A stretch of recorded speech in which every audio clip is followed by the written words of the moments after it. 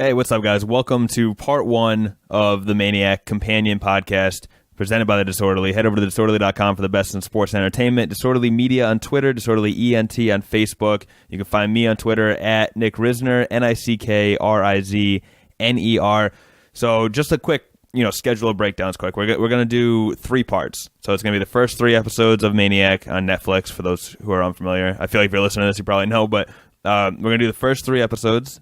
That's part 1. Part 2 will be the next 3 episodes, so episode 4 through 6, and then episodes 7 through 10, those last 4 episodes, that'll be part 3, along with some analysis of the show and all that. So, first of all, I was very excited for the show. I love Justin Theroux. I'm a big Leftovers fan. Anyone who knows me or have even listened to like previous television companions that we've done, I love Justin Theroux. I just do. I also really like Jonah Hill and Emma Stone, obviously dating back to the Superbad days. I love Superbad. It came out when I was a senior in high school, so it was kind of a perfect movie for me. It was literally about what these kids are going through as seniors in high school while I was a senior in high school. So it's kind of a perfect timing situation. Obviously, both Jonah Hill and Emma Stone have gone on to do great things, both Academy Award winners.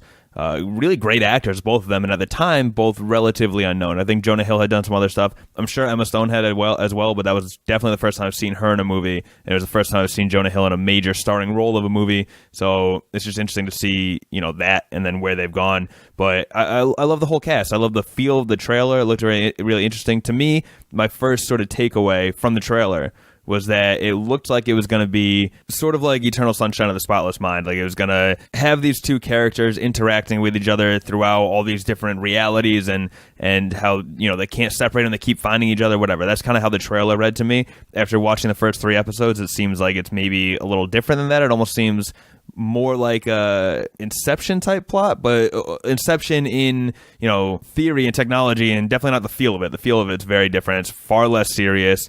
There's a lot of sort of jokes and dark humor thrown in there. So I don't know. I don't want to, do a direct comparison to any other show because I feel like this is actually a very unique concept for a TV show, and I really like it, or miniseries, whatever you want to call it.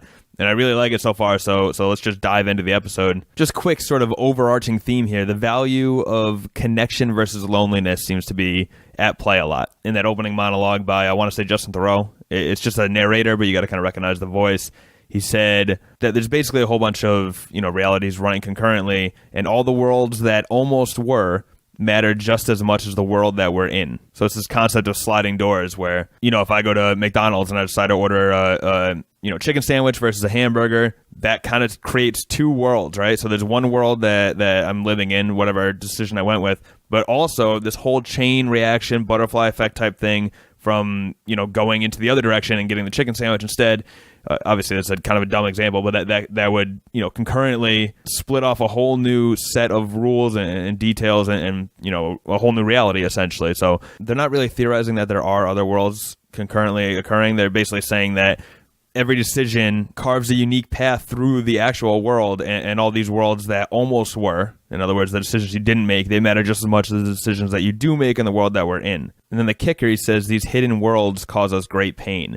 So it's really interesting. It's basically, regret of the either inaction or making the wrong decision or whatever. That's kind of what fills us with regret and pain. And this pill that we'll get into it, but the pill that they're sort of testing is basically going to go in and remove that regret and, by its very nature, remove the pain out of somebody's past. I want to point this out, too, because it was right at the beginning of the first episode. Dr. Greta, a.k.a. Sally Fields, makes an appearance right at the beginning. Now, I don't know if the GRTA, that, Greta, sounds like Greta, the supercomputer that's in the trial experiment, I don't know if that's her, because they keep showing Sally Fields. It seems like she authored a book. She does a lot of stuff about taking pain away. Now, we haven't actually seen her in these first 3 episodes, but I know she's in the show from the trailer. So how is she involved in this pharmaceutical company and the actual implementation of this pharmaceutical trial? I don't know yet, but it's just interesting that that's there. They're also, by the way, at the beginning, which I appreciated, there's a connection between Emma Stone and Jonah Hill right away. So Emma Stone is walking through the streets of New York. I think it's New York anyway. She picks up a Rubik's Cube in a pile of trash, throws it over her shoulder, Jonah Hill is walking by at the same time, picks it up off the ground, looks at it, and then walks into the building with it. And then, of course, in the next scene, too, we see he's in the meeting with his father and some lawyers, and the camera pans down, and he's playing with that Rubik's Cube. So right away, there's a connection between Jonah Hill and Emma Stone. Obviously, the theme moving forward is that these two are connected and can't really be separated, which almost made me wonder, are we already in a simulation? I'm sure I'm overthinking it, but things can get pretty weird with these dream sequence type shows. So I was already thinking, like, is that a coincidence, or are we already in a simulation? Is this, part of the healing process, and they're imagining all of this, almost like... I don't want to spoil it. There's a Black Mirror episode somewhat similar to that. But what we do know is that this show takes place in an alternate reality, right? Because there's the Statue of Extra Liberty, which is, this weird winged, almost like some sort of fairy or something, but it had a spear in its hand. That's apparently the Statue of Extra Liberty, but otherwise it looked like you're at Ellis Island in New York. There's the ad buddy concept, which I think is kind of stupid, in my opinion anyway. Like, I get what they're saying, that ads basically replace currency, and even that conspiracy theory that the guy at the convenience store had, where he was like, oh, all they're doing with these ads is collecting data on us and creating this giant database. A lot of people say that's what Zuckerberg's doing with Facebook. So I do understand the concept or the message they're going for there, but it's just kind of a dumb concept to me that you can sit with somebody on a bus and you don't have to pay for the bus. You know what I mean? It's just dumb. That said, I wouldn't be surprised to see it come full circle at the end, though, I think it'd be a disappointing payoff since I'm not really sold on the initial joke, but I could see the ad buddy, like, really coming into play at the end there too, which I don't know, hopefully not. But let's talk about the other technologies on the show, because they obviously, present a lot of them. And I actually do like a lot of these. So there's friend proxy, where you have a fake friend basically come and hang out with you for the day. Jonah Hill goes back and forth debating the idea of whether he wants to become a mail order husband. So basically when a husband dies, you fill in and kind of just raise this family, and it's all technology-based human connection, right? So not unlike Tinder or whatever other apps you're using for dating purposes, it's kind of like a bleak look at intimacy, how desperate we are to not be alone in a society that sort of drives us towards being disconnected, especially with all the technology. These are technology's solutions to bringing people back together, but they're all kind of sad and bleak, And speaking of that same note, actually, I want to say I love the way that this world looks, right? You have the tech that seems both outdated and futuristic at the same time. Like, it's almost like a combination of 80s technology and futuristic technology. It's kind of hard to explain, right? That's how you know it's an alternate reality. We're not in the future. We're not in the past, because a lot of the stuff is older, but at the same time, you have these magic pills that can just take people's pain away. So I like that. And you also notice everyone's taking pills for everything. Another commentary on our current society, I assume anyway, that's what they were going for. And that leads us to the plot of this pharmaceutical trial the characters are going through. We can just dive into it, because that's obviously a huge focus of the show, and specifically these 3 episodes is setting up what these things actually do. So there's 3 pills. The first brings your most painful memory to the surface. The second identifies and maps your defense mechanisms. And the third remaps your brain in a more effective way, basically, so that you deal with and move past these core traumas. So it's a 3-part pill that's supposed to basically override your sadness in a way, and make you a more equipped person to handle your past traumas. Or, as the supercomputer Greta puts it, you'll be reborn, but not as a baby. I loved, by the way, that whole intro sequence when they're watching the introduction video. I loved it. It had a very Tim and Eric feel to it. I thought it was hilarious, laugh out loud funny. The talking over each other and just poorly done special effects. Justin Theroux's hair flip at the end was perfect. It's just very, very funny. So quick shout out to that. That was the moment, I think, for me. I forget if it was either beginning of episode 2 or end of episode 1 or whatever. That was the moment where I was like, oh, I like this show. I like the feel of this show. I like everything about it. That got me, because I was like, all right, this is a show that's not taking itself too seriously, which I loved. So let's talk about Owen, Jonah Hill's character.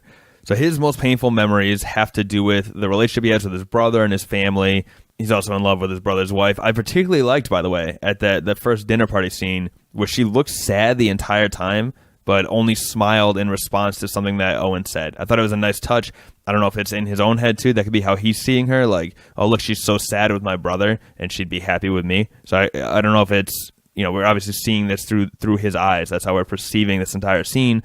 So I wonder if that's something he's imagining, or if she really did look that sad, right up into the moment where Owen made her happy. But either way, from a filmmaking perspective, I really enjoyed that. So Owen is being asked to lie under oath in order to exonerate his brother from some mysterious lawsuit. We still don't know all the details on that. We know that some opportunistic woman's going after his brother, basically. We don't really know why. But Jonah Hill wasn't there, but he's going to go and provide an alibi for it or whatever. But at the same time, he's dealing with all these psychological issues and this psychological break where some secret agent version of his brother is giving him orders, and he knows it's fake, sort of. I think he knows logically that it's fake, but he also kind of leans into it and buys it, which I assume is, the two directions you get pulled in if you're having one of these psychological breaks. But that leads us to this. The overarching theme for Jonah Hill, that he sees a pattern in what is really just a series of coincidences. And that's, by the way, what I love about the show Leftovers. That's what I assume I'm going to love about this show as well, is it presents that sort of philosophical question, like how many things have to happen in a row, completely out of coincidence, before you believe that it's a sign or it's fate or there's some sort of pattern to this. Like, for example, just a thought experiment. I'm making this up as I go, but say I walk outside to my car for work in the morning, right? And a squirrel falls out of the tree, lands on the hood of my car, and then scurries off in the distance. They're like, oh, that's weird. It's kind of a weird thing that happened, whatever. Say that next day, I wake up, same thing happens again. Exact same thing. Everything's exactly the same. The squirrel falls, lands on the hood of the car, scurries off in the distance. Same direction, same pacing, same point in my walk, everything. That'd be weird, right? It'd be weird for that to happen twice in a row. Now, say that happens the third day in a row. At what point do you start thinking, all right, what's going on here? Am I imagining? Like, at some point, you would start to see this pattern. It's like, statistically, this never happened 10 times in a row, 20 times in a row. So if you start to see the same coincidence over and over and over again, at what point does your brain connect those dots and say, oh, it's not a coincidence. This is happening for a reason. This is a sign. This is whatever. Like, at what point does someone's brain jump to that? So I think that's the important thing to watch with Jonah Hill. And we see it right away with the Emma Stone stuff, right? So he thinks that Emma Stone is his contact for this secret mission. This is according to the brother that he's hallucinating. But by showing us his story first, we almost see that same pattern. We see her in multiple ads. Then all of a sudden, what she's at the same pharmaceutical trial as me, and all of a sudden we're in the same pharmaceutical trial, and he starts to connect these dots, and he's like, maybe it's real. What are the odds that this all happens? And Emma Stone, I keep seeing that face over and over again, and whatever. And by seeing the entire first episode through his eyes, we pick up on those patterns, only to realize that in the second episode, when you're watching through Emma Stone's eyes, all of those quote unquote patterns can be explained away, and there's really no connection at all. So by doing that, first episode Jonah Hill, second episode Emma Stone, you got to see the pattern, and then you got to see the pattern get shattered at the same time. And I thought that was a really creative way to present that from storytelling perspective, a writing perspective. I thought that was really cool. But let's dive into Annie. So obviously the two characters, you got Owen, played by Jonah Hill, and Annie, played by Emma Stone. So Emma Stone's character, Annie, we basically see her as a junkie at the beginning. She's crushing up pills, snorting them. We find out afterwards that the pill she is snorting is the A pill from the trial medication, the one that basically brings this trauma back to your brain over and over again. She's basically forcing herself to experience the worst moment in her life over and over again. And for her, the worst moment involves a day she spent with her little sister that dissolves into this huge fight. She says these horrible things to her, and they get into this big car accident where Annie survives, but her sister dies. So it's basically the worst thing she's ever said to her sister, and she has no chance to fix it or say I'm sorry or anything else, because before she has that chance to kind of cool down and make up, her sister's gone. So she keeps putting herself through this trauma, even though she knows how it's going to end, and almost develops a sort of addiction to the A pill. She's also been taking the A pill illegally. She gets it from a friend of hers, a friend who we later find out is the son of Dr. Muramoto, the guy who is running the trial. But anyway, when she runs out, she enters into the pharmaceutical trial to gain more access to the drug. So that's how she ends up there. So Owen basically qualifies for the test. He's there because they thought he'd be a perfect candidate, a hero candidate. Another thing where, he was kind of waiting for someone to tell him he's going to be a hero. So he hears that trigger word, and all of a sudden it's like, oh, this must be part of my mission. So all these little patterns that he keeps picking up on, whether they're there or not, seems like they're not there. But all these little patterns keep coming together. So he gets brought into this trial because he's a hero candidate, and he qualifies because his defense mechanisms are fungible, which I had to look up. That means that they are interchangeable and can be replaced by something. Annie gets illegally snuck into the trial but doesn't qualify, which obviously the implication there is that her defense mechanisms are not interchangeable or not fungible. So we'll see how that sort of manifests itself. But Annie, she doesn't qualify, but she does sneak in anyway because obviously she needs her fix, and she gets in by basically threatening the lady at the front desk. So in episode 3, we find out that Jonah Hill didn't take his pill.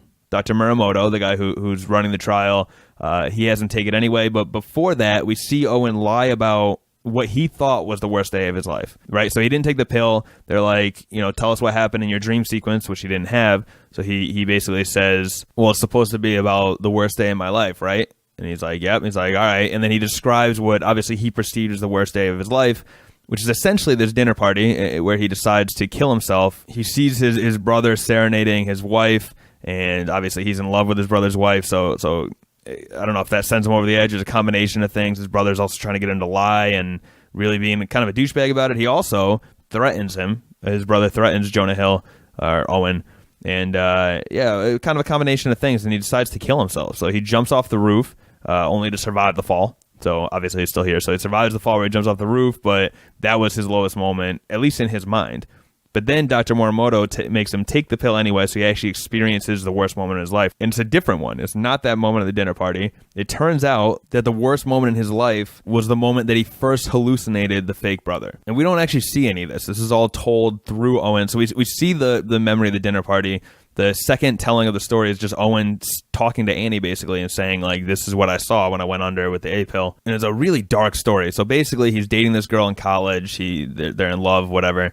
And then he starts to hallucinate this secret agent version of the brother who tells Owen that, this girl's a plant. She's not real. She is getting paid by your family to date you and be nice to you and marry you and have kids and all this stuff. And it's not really clear whether this was paranoia, or if he was right. Maybe there are certain things. Once again, you have the question of, coincidence versus a pattern. But was this a straight up false hallucination? And he just started screaming at his girlfriend. The girlfriend was a perfectly normal person, actually did love Owen. And he kind of lost it with his paranoia and basically accused her of being fake and paid by the family. Or is that true? Were there details that led him to believe or led him to be suspicious about, what's this girl doing here? Does she, in fact, love me? Was she paid by my family? Could a girl like this even love me? Because apparently, she was beautiful and he was like head over heels. So I think he started to have all this paranoia and suspicion, but was it founded on something?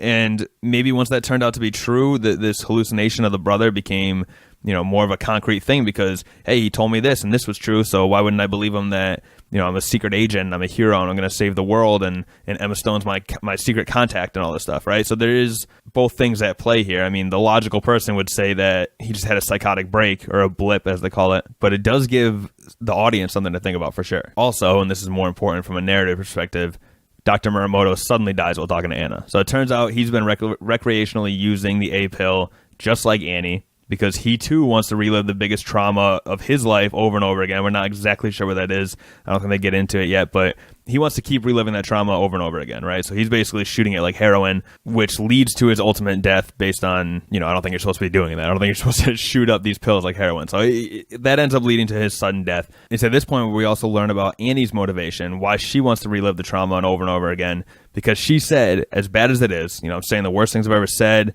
it's the worst day of my life. The reason I want to relive it over and over again is because it's the only way that she can be with her sister again.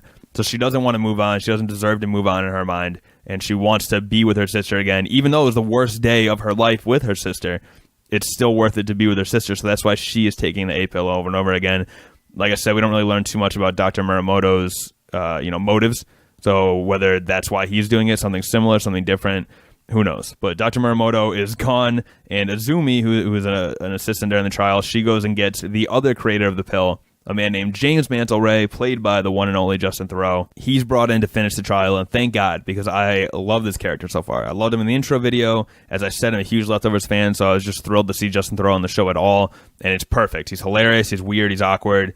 Even the introduction where he's having like simulated sex in a video game. The whole thing is just, it's so weird and awkward, and I just love it. I think he's going to kill this character. I like seeing him in this sort of role, so I'm just very happy to see him, but obviously we only got a little glimpse of him in the first 3 episodes. And that kind of brings us to the end. So listen, I chose to break down this podcast into 3 episode chunks. Before I started watching it, I was talking to my buddy Nate and just doing my own research too, and it seems like that's what a lot of these shows do. This is the first time we've done one that wasn't weekly. This is a binge show. The entire season was on Netflix right away, so how do you break this down? How do you pace it out? It's a little dense to talk about the entire series in one podcast like this, so basically we decided to do 3 episode chunks, and it ended up being kind of the perfect split, at least in this first section, because it ends with this amazing cliffhanger. Everyone takes the B pill, the one that's supposed to map out your defense mechanisms and all this stuff. And this trial begins just as the supercomputer somehow sheds a tear over the death of Dr. Muramoto and fuses Owen and Annie's wires together. So they go into this map thing where I assume they're all supposed to be separate like they were in the A trial. And all of a sudden, Owen and Annie are sharing the same dream sequence. They're in the same dream now. This is when it started to feel like Inception for me. But the episode ends with Owen and Annie waking up in this shared dream, for lack of a better term. Owen is rocking a mullet. He's wearing a Warren Moon jersey. Annie's his wife, apparently. There's a lot going on. And then on that cliffhanger, I'll bid you guys adieu. At least for this week. So I think I'm probably going to wait 1 week, release part 2, do the same thing, 1 more week, release part 3. Give you guys time to watch it. I know not everyone watches the same pace I do. I'm going to probably fly through these and record them instantly, but I'll delay the release a little bit. So that'll do it for part 1 of the Maniac Companion podcast presented by The Disorderly. Once again, head over to thedisorderly.com for the best in sports and entertainment. Disorderly Media on Twitter, Disorderly ENT on Facebook. You can find me on Twitter at Nick Rizner, NickRizner. I'm also doing a lot of sports articles, your occasional music reviews, a weekly sports podcast, all sorts of stuff. So if you just follow Disorderly, you'll get all of this stuff. And actually, I'll leave you with this note because I thought it was a really crazy sort of concept. But Justin Thoreau, when he first arrives, and he's obviously alluding to the death of Dr. Muramoto, he says, when an addict dies, do you think it's suicide? That's obviously a very dark note to end this podcast on, but it's interesting to me. If they're doing this to themselves for whatever reason, is it suicide? I don't know. All right, well, I feel like I just ended on like a really dark, well, whatever. It's a dark show. It's a mix of a dark show and a funny show. That's what it is. So if you like the show, then you're probably in for both of those themes. I know I am. So that's it, guys. Enjoy your week. Hope to see you next week. Peace.